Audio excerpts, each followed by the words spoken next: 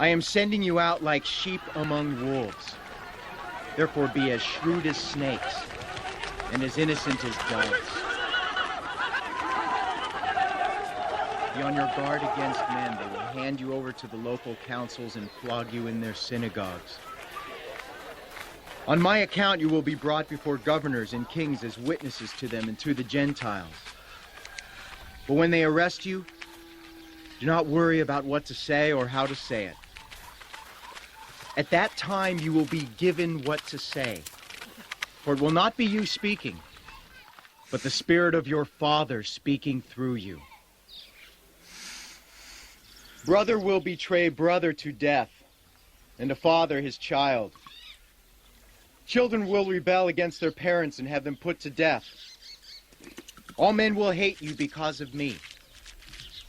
But he who stands firm to the end will be saved. When you are persecuted in one place, flee to another. I tell you the truth, you will not finish going through the cities of Israel before the Son of Man comes.